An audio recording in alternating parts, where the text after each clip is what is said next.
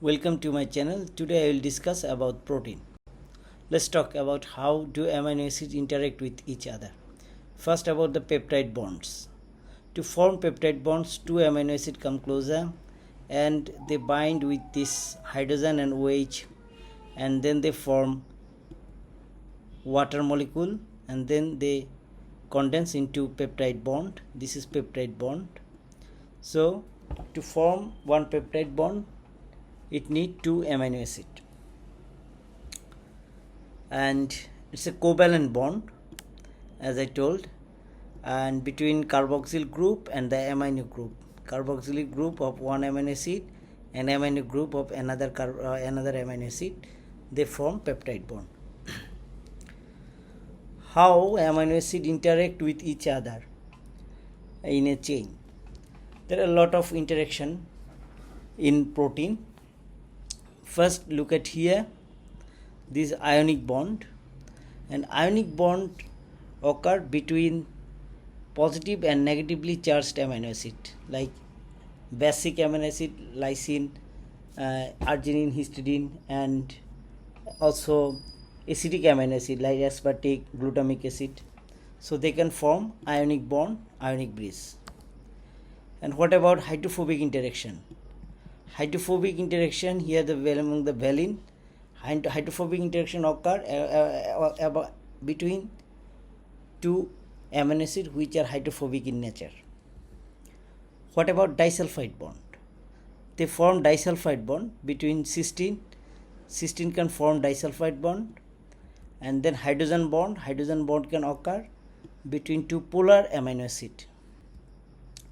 As I told, polar hydrogen bond can form between polar amino acid, ionic bond, positively charged and negatively charged amino acid, and then hydrophobic interaction among the non-polar side chain, and disulfide bond between cysteine, and they are covalent bond. So in protein there are two types of covalent bond. One is peptide bond, another one is disulfide bond. Let's see what side chain interaction present between lysine and aspartate. So lysine is positively charged amino acid, aspartate, this one is negatively charged amino acid. So they can form ionic bond, right? And what about valine and valine? Valine itself non-polar, and again valine non-polar. So non-polar they can form hydrophobic interaction, right? And what about serine and threonine? Okay, serine, look at here, serine is positively charged amino acid, that is polar amino acid, and polar but uncharged, sorry, it's not positively charged, uncharged but polar. What about threonine? This one also polar. So polar they can form hydrogen bond, right? Let's go. Physiological properties of amino acid. As I told, amino acid can behave differently based on their side chain interaction, their side chain size and shape. They can fit into different protein structure. For example, proline, they are in kink, they are known as helix breaker, and glycine also same. So glycine, proline, why? Because their size is very smaller and because of different shape. And on the base of charged of the amino acid, they are also effect on solubility and interaction, as I showed in the previous slide, how they interact with each other based on their charges. At the same polarity, based on their polarity they can form hydrogen bond or hydrophobic interaction, same. And interestingly, aromaticity of amino acid is very important. As you know, tyrosine, phenylalanine, tryptophan, they are aromatic amino acid. So these aromatic amino acid can contribute to protein stability. At the same time, they help to absorb UV light. So we can easily estimate this in spectrophotometer because of having this aromatic group in amino acid in protein. And also their conformation is very important. because it helps to spatial arrangement, and also it has a big impact in protein folding. Let's talk about peptides. Peptides, they are short chain of amino acids. That means if the amino acids are come together within a bond like peptide bond within few amino acids, then we can call it peptides. What about polypeptides? When this amino acid make longer chain, they make a longer chain, and so they have a lot of polypeptide chain, so we can call it polypeptides. Typically polypeptide consists of 10 to 100 amino acid. This is not fixed, there may be some more or less amino acid can present there. What about protein? Protein, to form protein it must be polypeptide, and they have a nature of fold, that is the native structure, and it must have a definite 3D structure. So to be a protein it must be polypeptide, and it must fold, and also it must have a defined 3D structure. So this is primary structure of polypeptide, but this is not protein because it's don't have any 3D structure, it's not folding. So to be protein it must fold. So this one we can call protein. This one also fold, and they have 3D structure.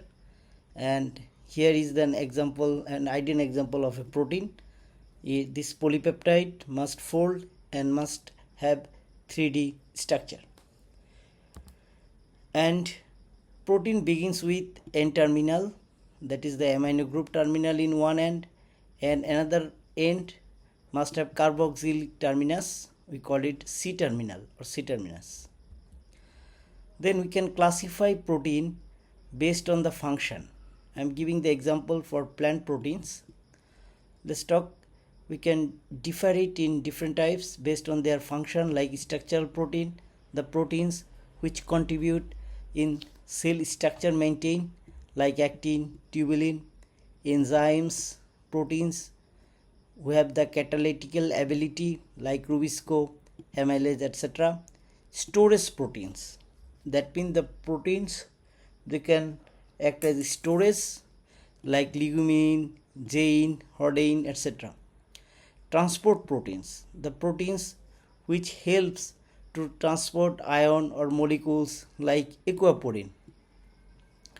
Regulatory protein, kinase, defense protein, PR protein, hormone binding protein, TIR1, COL1, and also chaperone proteins which assist folding under stress or in normal condition. They are contributing in protein folding, like heat shock protein, receptor protein, and also photosynthetic protein like chlorophyll binding protein, PS2, core protein. Let's talk about storage protein. Storage proteins are mainly found in seed, and they can act as reservoir of amino acid for emerging seeds, that means seed germination, and also early seedling growth. Mostly they can classify into glutenin, prolamine, albumin, and globulin. So let's talk about glutenin. Glutenin, they are in this group because they are soluble in dilute acid or alkali, and they are usually high molecular weight protein. For example, they are found in rice and wheat. What about prolamine? Prolamine, they are soluble in alcohol, and they are rich in proline and glutamine. Proline and glutamine rich, that's why they are known as prolamine group. For example, in wheat you find gliadin, in barley hordein, in corn zein, in rice origin. These are in the group of prolamine. Albumin,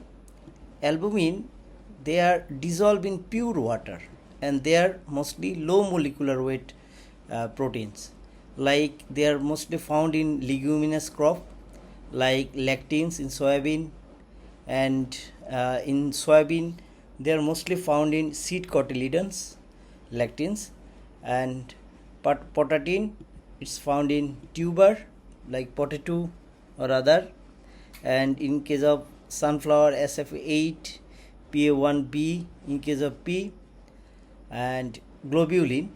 These are soluble in dilute salt. So gluterin soluble in dilute acid and globulin soluble in dilute salt, like vicillin in peas, leguminin is found in soybean, lentil, etc. On the basis of composition, we can classify proteins in three groups. First one, simple protein, conjugated protein, and derived protein. Simple protein, they are simply proteins, that means amino acids, nothing else, like albumin, globulin, or etc. In conjugated proteins, from the name you can identify that they are conjugated, like glycoprotein, that is carbohydrate and protein, lipoprotein, that is lipid and protein. They are mostly found in the membrane proteins, like in seed coats and membranes. And derived proteins, these are peptides, proteolytic fragments, is formed mostly during stress or germination. On the basis of nutritional value, we can classify protein in three groups again. One is complete protein, another one is incomplete protein, and complementary proteins.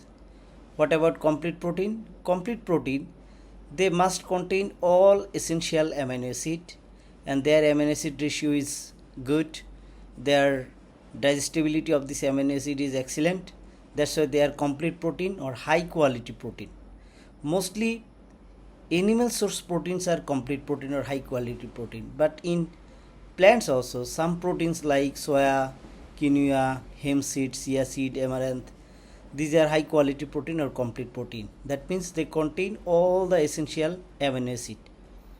Incomplete protein or low quality protein, they lack one or more essential amino acid. Mostly plant based proteins are incomplete protein, like in wheat they are low in lysine, beans they are low in methionine, that means methionine is limiting in beans, lysine is limiting in wheat, that's why they are incomplete protein. As I told, they are mostly plant based protein. Complementary protein, they are actually combination, provide all the essential amino acid, like rice and lentils, the combination of this protein, the complementary protein, corn and beans, so they can fulfill all the essential amino acid needed for body. Now we can discuss about types of different protein structure. First, primary structure. Primary structure, they are actually linear amino acid. These are amino acid residue. We can call this amino acid residue, every amino acid residue here, and they bond with the peptide bond, and they are linear in shape. In number also we can say in this way, number, this is the single code number. And in case of secondary structure, they are mostly alpha helix and beta sheet. We can classify them in alpha helix or beta sheet. In tertiary structure, they are 3D structure actually, but mono polypeptide, that means monomer. They are polypeptide and also they form 3D structure, but they are monomeric, only single unit. What about quaternary structure? There are more than one polypeptide chain which form 3D structure, but not single, more than one, maybe dimer, trimer, tetramer, hexamer, or even more. For example, in hemoglobin, this is an example, excellent example. In hemoglobin, these are 4 subunit, so there are tetramer. So here we can say the protein must be polypeptide and it must form folding structure and must have a definite 3D structure. In that term, functional structure of protein is tertiary structure and quaternary structure. Let's talk details about primary structure. Primary structure, as I told earlier, they are amino acid residues. These amino acid residues are connected with each other by peptide bonds. That means they are polypeptide but linear shape, no bend, no fold. And these amino acid form a unique linear chain, which is we call primary sequence, and this primary sequence determined what will be the protein 3D fold. That means all the protein 3D structures information lies on primary structure, and this 3D structure pattern determined what will be the protein function. That means linear amino acid determined what will be the 3D structure, and 3D structure determined what will be the function of that protein. Here we can say how amino acid are bent with each other by disulfide bond. Here again how protein chain fold, as I told earlier, disulfide bond they form. In case of human insulin, this is dimer, that means it contains two polypeptide chain. One is around 30 amino acid residue, another one is 21 amino acid, total 51 amino acids protein insulin, very small protein. But here the amino acid they are bound with each other with disulfide bond. Now I will discuss something about Anfinsen hypothesis or Anfinsen dogma on protein folding. What was the Anfinsen hypothesis? Anfinsen hypothesis was the primary structure alone determined the 3D structure of a protein. What I told earlier, that primary structure can determine what will be the 3D structure of a protein. That was Anfinsen hypothesis. To prove this hypothesis, Anfinsen chose a protein which is bovine pancreatic ribonuclease A, which is a small protein, only 124 amino acid residue contained here, and they have 4 disulfide bond. That means they had 8 cysteine residue, and the function of this ribonuclease A is to cleave RNA. Let's go. Here Anfinsen hypothesis, he actually did 2 experiments. First one, he took this native structure of ribonuclease A. As I told earlier, it contained 4 disulfide bond, that means 8 cysteine residue, and this disulfide bond bind with each other in 26 and 84 amino acid residue, 40 and 95, 110 and 58, 72 and 65. These are the native structure pattern of ribonuclease A.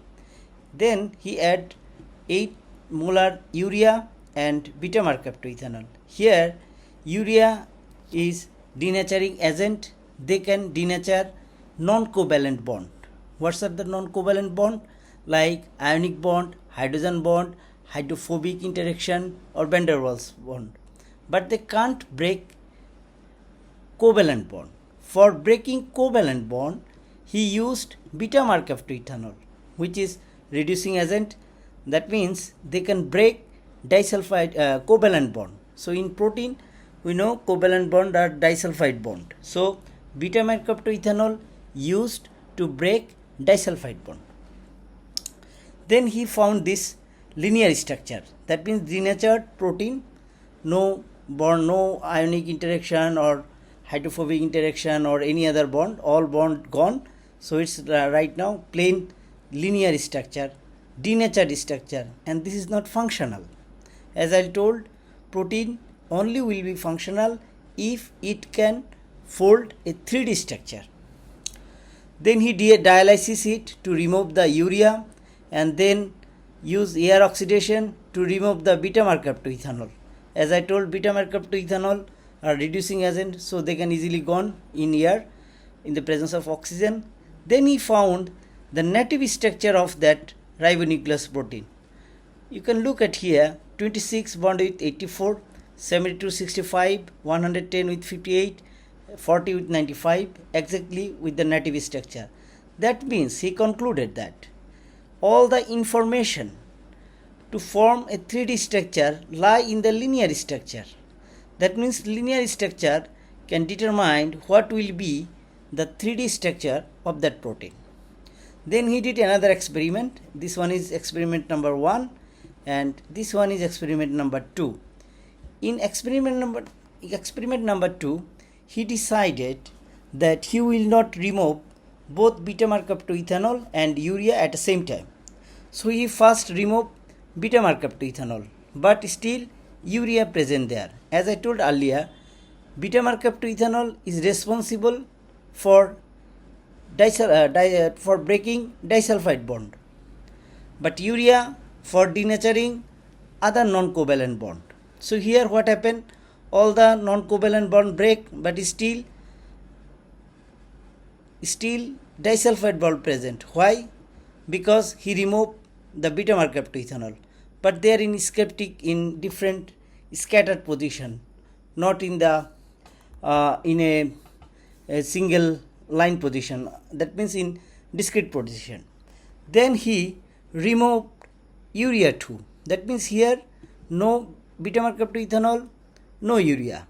That means now covalent bond and non-covalent bond can form without any problem. Then he find it form a scrambled ribonucleus, that means in 26 bond with 40, where in the native structure it's 26 bind with 84, and again 65 72, but in native structure it was 75 65 62, it was accurate, but in case of 58 it bond with 110, it was also okay, but 95 with 84, but here 95 with 40. That means it wasn't exactly represent the native structure of ribonucleus A. He called it scrambled ribonucleus, and it's not functional structure, because in this 8 cysteine can form 4 disulfide bond in 105 way. If we calculate in combination permutation, then we find 105 possible combination, that how protein can form 3D structure. But here only one function will be the native structure, but this one is not native structure and this is not functional, this is scrambled ribonucleus, scrambled protein. Then he add little bit beta markup to ethanol. So what happened? Then the disulfide bond can rearrange with each other and they form exactly native structure like. So he concluded that, so Anfinsen concluded that all the information need to fold 3D structure of a protein lies on the linear structure of every protein. Now let's talk about the protein secondary structure. As you have seen, the Linus Pauling, who is one of the best biochemist, American biochemist, who contributed for a lot of structure development and structure invention.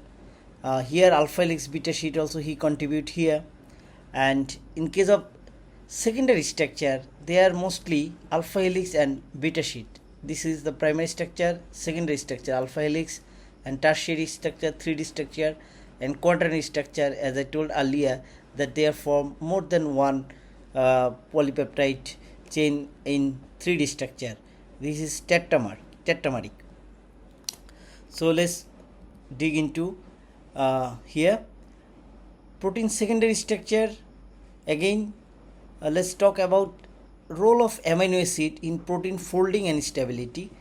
They can interact with water, they are form hydrogen bond, hydrophobic and ionic interaction, as I told, non-covalent interaction. Also they can play geometric role. What type of geometric role? Like distance, angle and dihedral angle. For example, if we want to make the distance, if we want to compare A and B, how can we compare? We can compare by their distance, that is B is how far away from A, that is the distance. And what about angle? If we consider C, then we can consider with the distance and as well as the angle of these three. So we can easily locate where these 3 amino acids are located.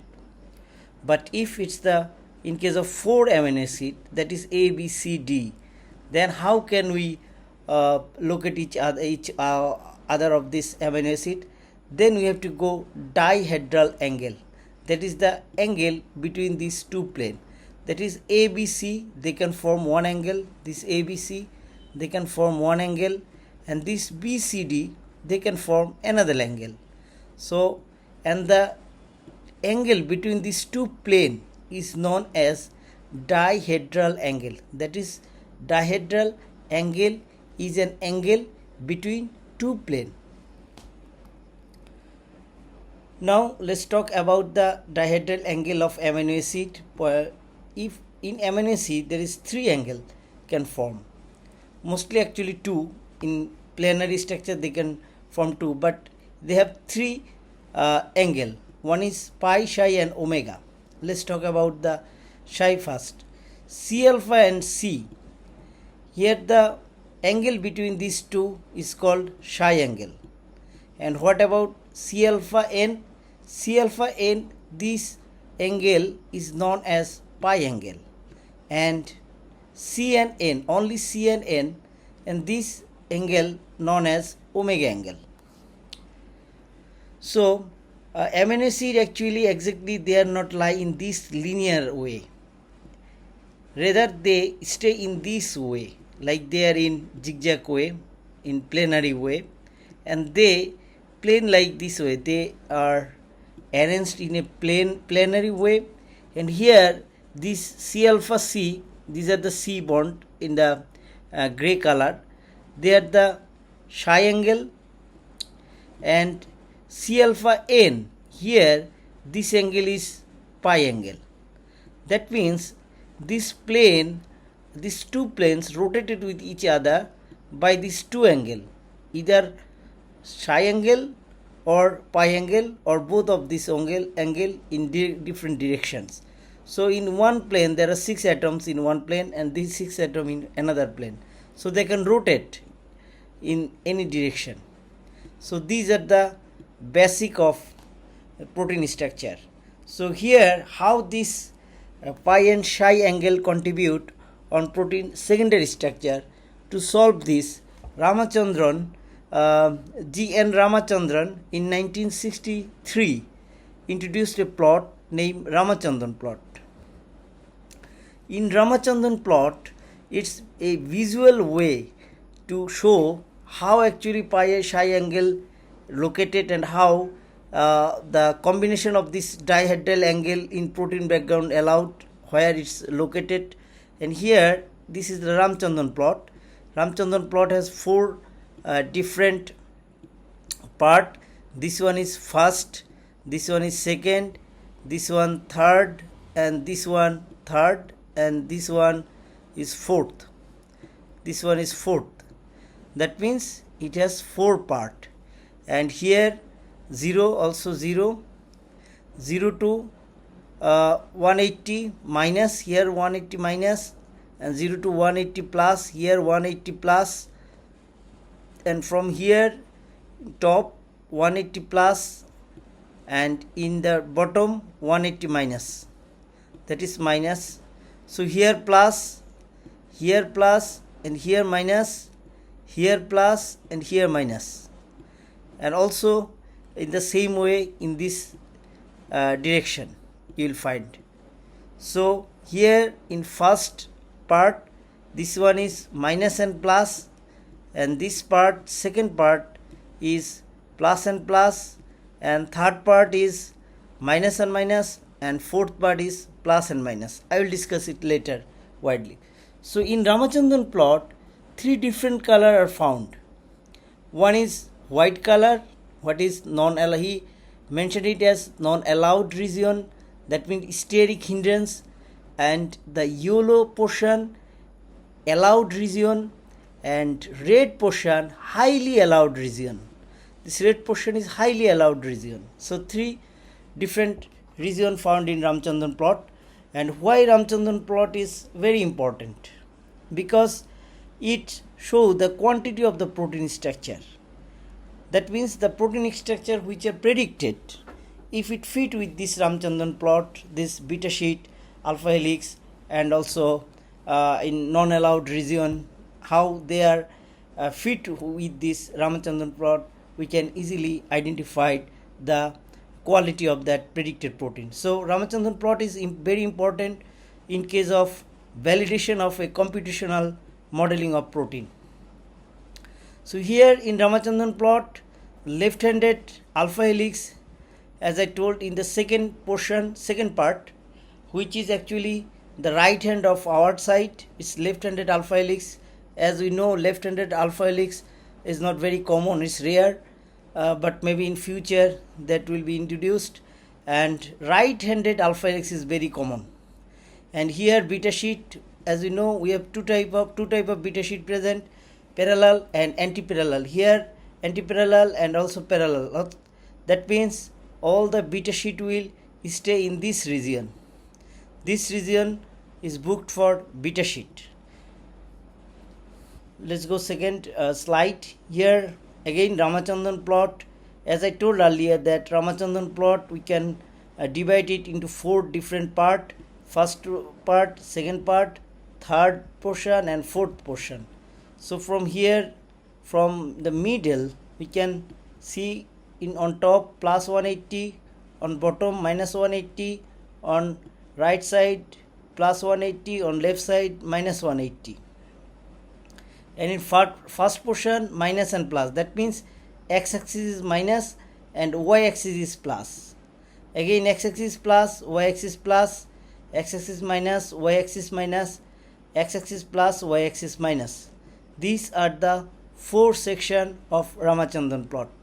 So let's see how we can identify or we can place if one protein angle, one amino acid shows that its secondary structure pi 130 minus and psi 120 plus. So we can calculate from here that 120 plus, that means psi is here, pi in x-axis and psi in y-axis. In Ramachandran plot always it's the fixed.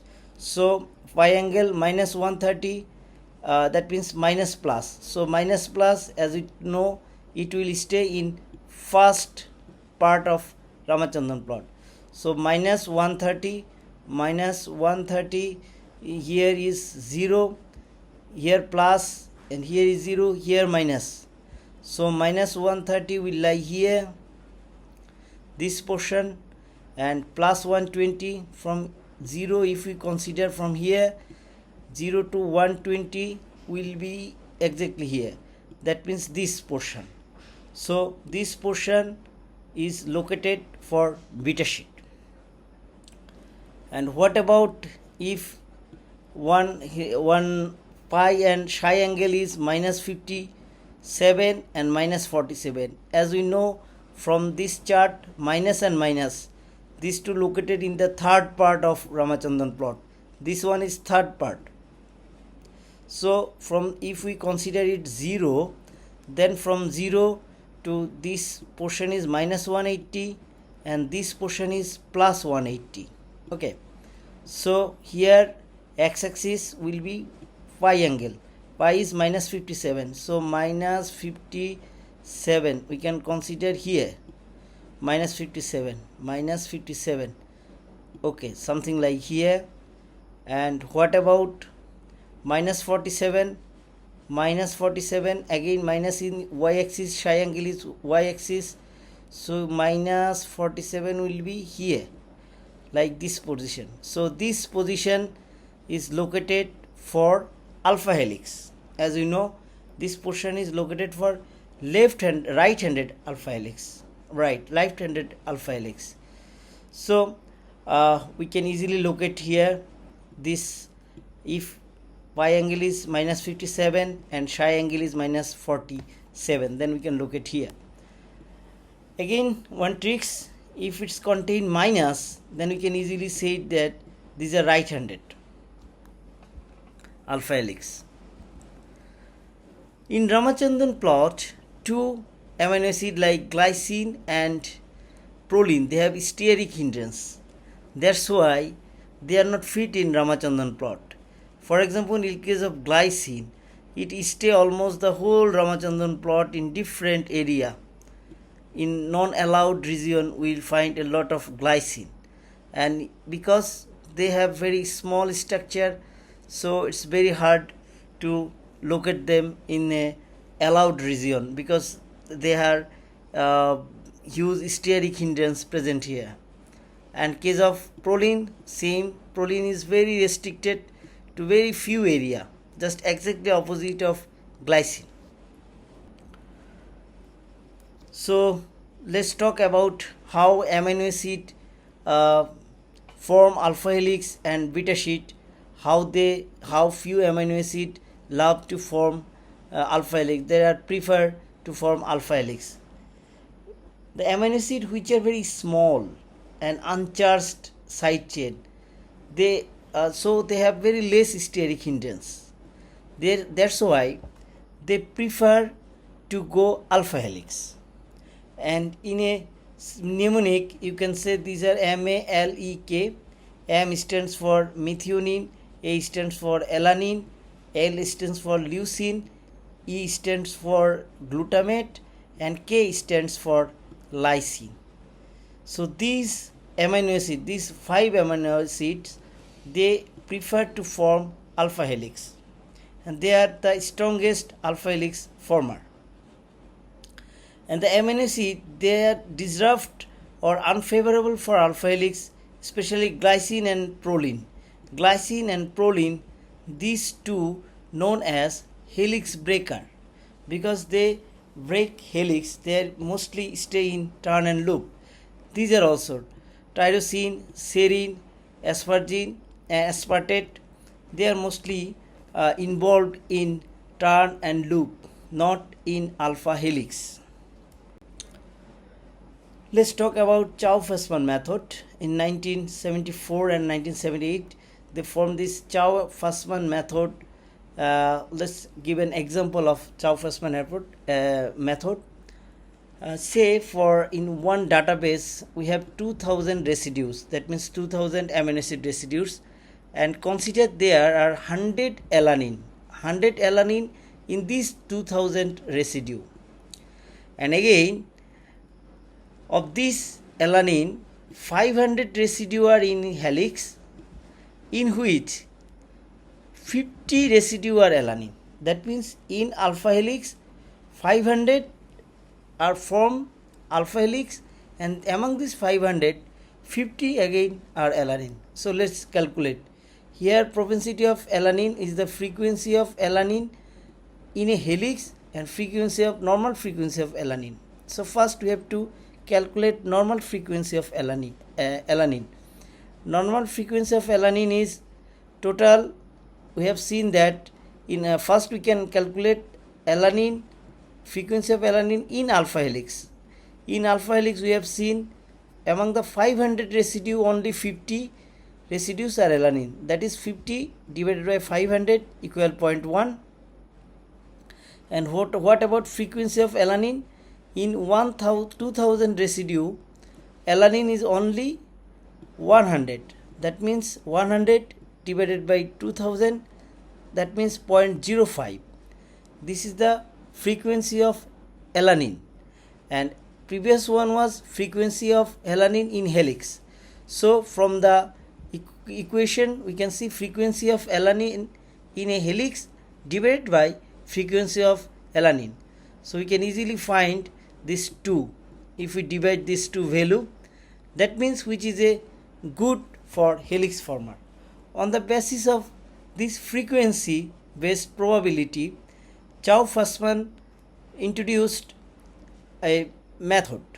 This is the chart of propensity chart. Here PA stands for the propensity of alpha helix, PB propensity in beta sheet, and P turn is propensity in a turn. And if we look at here in propensity chart, we have seen that glutamate, alanine, leucine, methionine, glycine, lysine, arginine, histidine, their propensity, these value are the propensity value of alpha helix, that is PA, and these value beta sheet, these are the higher value of the propensity in beta sheet. These are the propensity of beta sheet, and these amino acid, they are showing the propensity of reverse turn, that means turn and loop, that means propensity in turn. They are high propensity. Here they are also high in case of beta sheet. Here they are high in case of alpha helix. So let's move to Chou-Fasman method. Chou-Fasman method, three things can happen for the alpha helix. If we have to search for the region where 4 amino acid out of 6 amino acid, say let's say for a segment amino acid must be 6 amino acid. Among the 6 amino acid we have to consider first 4 amino acid or any first 4 amino acid. These 4 amino acid propensity value, that means P alpha, must be greater than 1.03. If its propensity value is more than 1.03, that means they are alpha helix lava. They will form alpha helix. And then we can extend this 4 consecutive amino acid, and whichever average we can go until this propensity value, that means P alpha propensity value is less than 100. When it is less than 1, then we have to stop there. What it means? Until it's higher than 1, okay. But if it's lower than 1, then we have to stop there. They are not alpha helix lover. And then in third one, exactly in that region, at least 6 amino acid long, which 6 amino acid average, if its alpha, P alpha, that is the propensity of alpha helix, is higher than 1.03. Among these 6, as I told earlier, we can consider first 6, and then we can move from this 6 to 1 by 1 to next amino acid residues. Among these 6 amino acid residue, if the average of propensity of alpha helix, that means PA, is higher than 1.03, then we can consider they are alpha helix lover. And also the average must be P alpha is greater than P beta, that is alpha helix must greater than beta propensity, then they will prefer alpha helix formation. And this system will go for beta sheet and beta turn also in the same way.